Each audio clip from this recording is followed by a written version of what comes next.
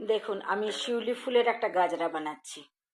নিচে সাদা উলের একটা দিয়েছি, লাইন দিয়েছি। মাঝখানে দিয়েছি কমলা রঙের লাইন, সেটা ডান্ডির জন্য। আর ওপরে আবার সাদা ফুলের লাইন দিয়েছি। তো এবার আমি কি করব, এরকম করে করে বেঁধে বেঁধে বেঁধে বেঁধে সাদা ফুলের লাইনটাকে কেটে দেবো। কেটে দিয়ে কমলা ফুলের লাইনটাকে রেখে দেবো। দিলে এটা একটা শিউলি ফুলের মতো মালা তৈরি হবে।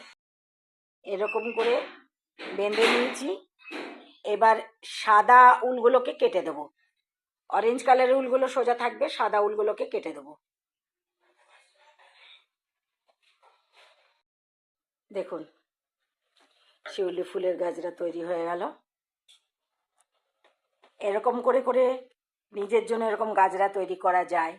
ইচ্ছা করলে আমরা আমরা সবাই অনেক কিছু করতে পারি। এই দেখুন, আমি কতগুলো পমপম বানিয়ে রেখেছি, বিভিন্ন কালারের পমপম বানিয়ে রেখেছি। এগুলো আমি একটা গাছ বানাবো, গাছের মধ্যে এগুলো চিপকাবো।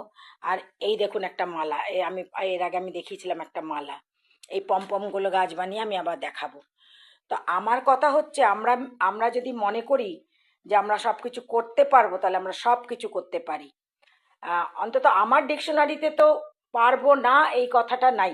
আমার ডিকশনারিতে অনেকেই আমাকে জিজ্ঞেস করেন আপনি সময় পান কোত্থেকে। আমি এক সেকেন্ড সময় নষ্ট করি না।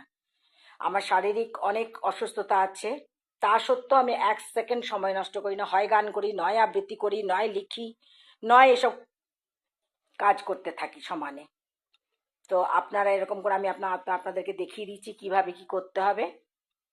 এইভাবে আপনারা নিজেরা বানিয়ে নিজের হাতের তৈরি গাজরা মাথায় লাগাতে পারেন, ঘর সাজাতে পারেন। তাহলে ভালো লাগলে লাইক শেয়ার করবেন, কমেন্টস করবেন, নিজেরা বানাবেন, আর আমার চ্যানেলকে সাবস্ক্রাইব করবেন। আসি তাহলে, নমস্কার।